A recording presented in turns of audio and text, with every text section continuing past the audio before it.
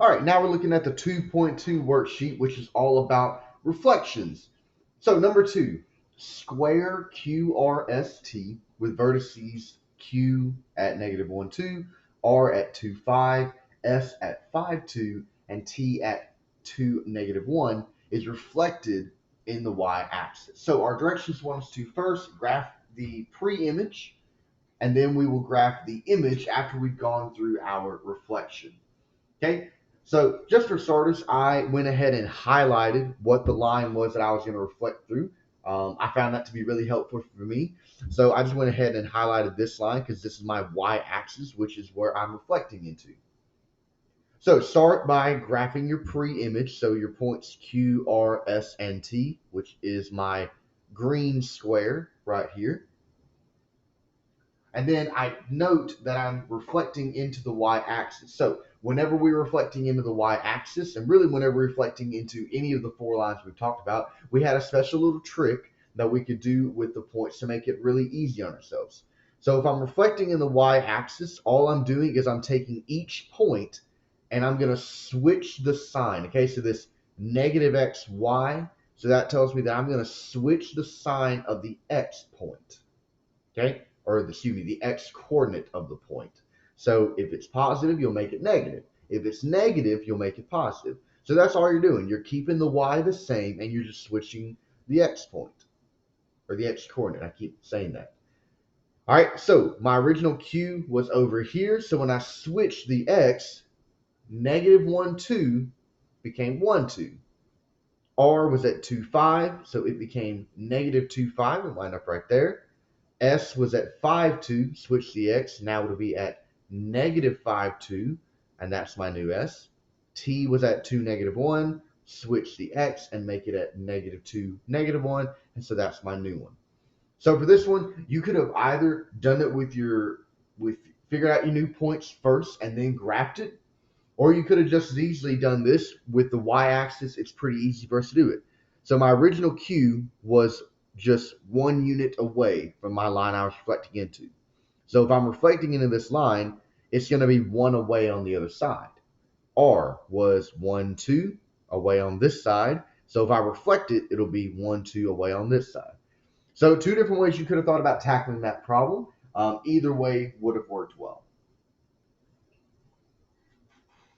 So next up, number 5. So triangle DJR with vertices D listed at 4, 5, J listed at -1, 0, and R listed at 2, -2 is reflected in the line X equals 2. Okay, so this one looks a little bit weird just because we talked about 4 main lines we'll reflect into: the x-axis, the y-axis, the line y equals x, and the line y equals -x. And we had a little quick trick for those, but this one's a little bit of a curveball: the line x equals 2. So first we have to ask ourselves, what is the line x equals 2? And that line is the line on which every single point that lies on that line must have an x value at 2. So that is going to be this green highlighted line right here. Every single point on this line has an x value at 3, or excuse me, has an x value of 2. So now we need to determine how to reflect into this. So it's going to be kind of similar to the one with the y-axis problem. Okay, so instead this time we don't have a little trick, so we're going to have to rely on just counting it. So we'll start by plotting our original triangle. So I have it here in red, our triangle DJR. And so if I look at point D, it is currently 1, 2 away from my line of reflection on the right side. So when I reflect this point into this line, it should be the same distance, 1, 2, away from that line, but on the other side. So that's how I know that my D prime is going to be at 0, 5. Now notice, that's what I said. The little trick with all the counting and everything won't necessarily work, because we went from 4, 5 to 0, 5. That's why we just got to count. We don't really have like a little quick trick for us on this one.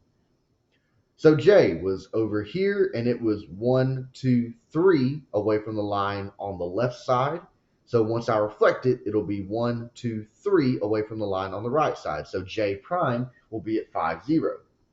And lastly, R. Now R is already at 2, -2. And if I reflect it into the line, nothing changes. So R and R prime will be the same point. And so my new triangle, triangle D prime, J prime, R prime, is in blue. All right, number 9 on the 2.2 worksheet. Why is triangle A prime, B prime, C prime with vertices of A prime at -1, -2, B prime at 0, 0, and C prime at -6, 0 not a translation image of triangle ABC with vertices A at 1, 2, B at 0, 0, and C at 6, 0?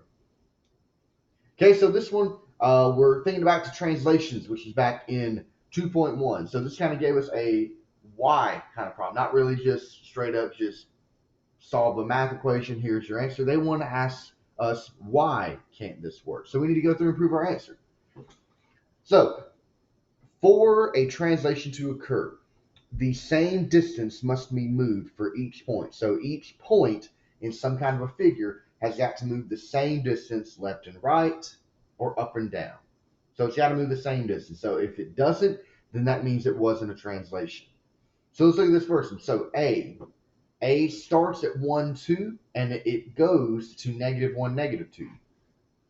Okay, so if I'm thinking about this as a translation, I'm thinking moving left and right from 1 to -1 means I had to go to the left 2. And if I'm moving up and down to go from 2 to -2, I had to go down 4. So my translation vector from A to A prime was x minus 2, y minus 4. So what that means is for the rest of these, if the translation vector is not x minus 2, y minus 4, that is enough for us to say that this can't be a translation, because this has to be the same for all 3 points. So let's look at B to B prime.